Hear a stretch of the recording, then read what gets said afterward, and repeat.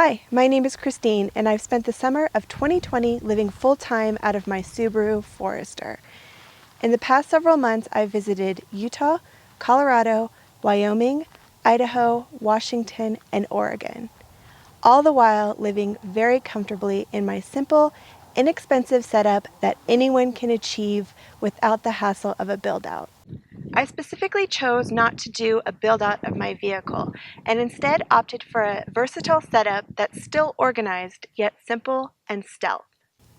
My setup was designed with long-term living in mind, but could be equally as functional for a short-term trip, especially since this setup is cost-effective and easily converts back to the full functionality of the vehicle as a 5-passenger SUV. The car that I have is a 2017 Subaru Forester Premium XT. I love this car because it has all the space I need, decent gas mileage, and the power and off-road capabilities allow me to get anywhere I want to go.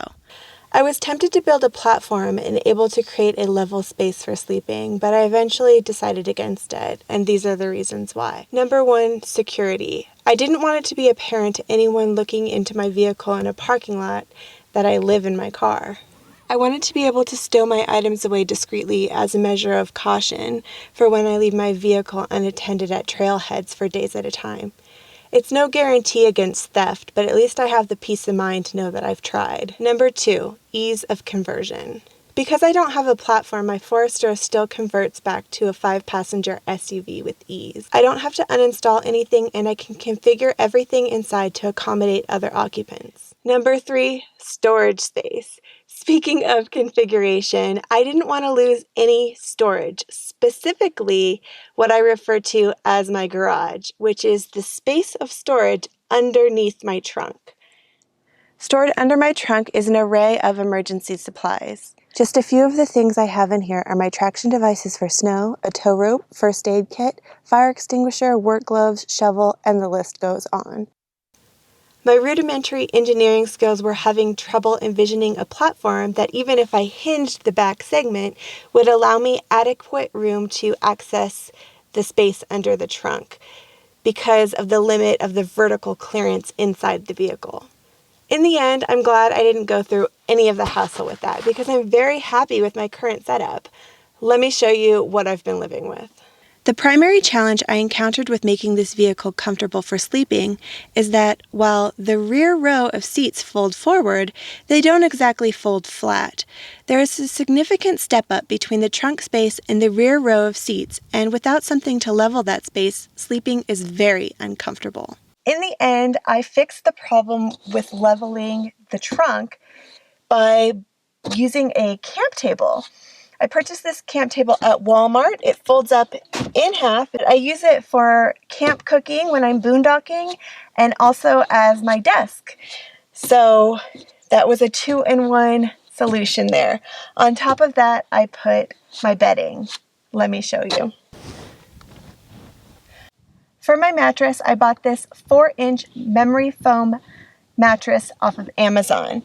It's a tri-fold mattress that folds up and fits right in my trunk, and then when it unfolds, it's the perfect length for my Forester.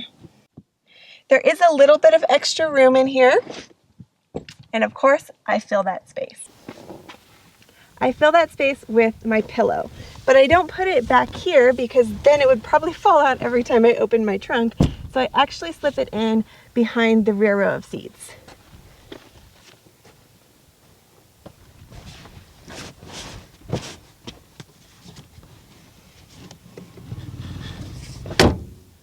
On this other side, I keep my quilt as well as my Yeti Tundra 45 cooler.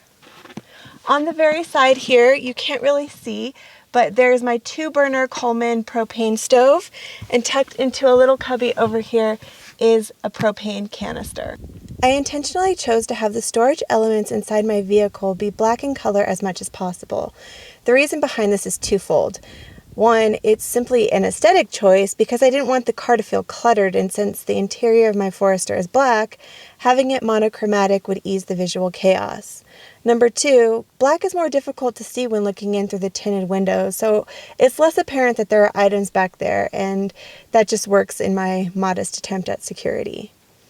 The roof box I have is the Subaru Forester XTL. Inside it, I keep my backpacking gear and car camping tent. If I didn't have as much specialized hobby gear as I do, the roof box may not be necessary, but for my needs, it was a worthy investment. I haven't noticed a difference with fuel economy after installing it. If you're curious about my car camping setup, I will link to a video where I give an overview of that so you can check it out. Now, let's talk about power. There are currently two methods that I use to meet my power supply needs while living on the road and off-grid. The first method involves pulling power from my car using an inverter. I use this to charge my laptop, cell phone, camera batteries, and portable battery banks while I'm driving from one location to another. Since I don't want to be tethered to my car for power, I also use this portable power station. This power station is 75,000 milliamp hour and does a great job of providing me with a lot of additional work time. However, due to the nature of my job as a content creator, I have found that relying on recharging the bank in town for power is insufficient for my energy expenditures. My solution will be to buy a portable solar panel that will connect to this power station and will allow me to recharge while off-grid. In terms of privacy, my window tinting does a pretty good job of both providing sufficient privacy and blocking out the light for sleep. When I park, I'll put up the sunshade in my windshield. The only time I find this setup problematic is when I'm sleeping at rest stops and other places that have a lot of street lighting. As temperatures start to drop, I'll consider making or buying custom Reflectix window coverings. That'll help a bit with insulation and also with unwanted light noise. Well, here I am just sitting in my back seat editing this video. I hope that this showed you don't need to have some complicated build out in order to get out on the road and explore. Just put something simple together and go have some fun. I hope you found this video helpful and maybe even inspiring. If you'd like to keep up with me as I explore on road life and my outdoor adventures, please consider subscribing to this channel. I'll catch you out there.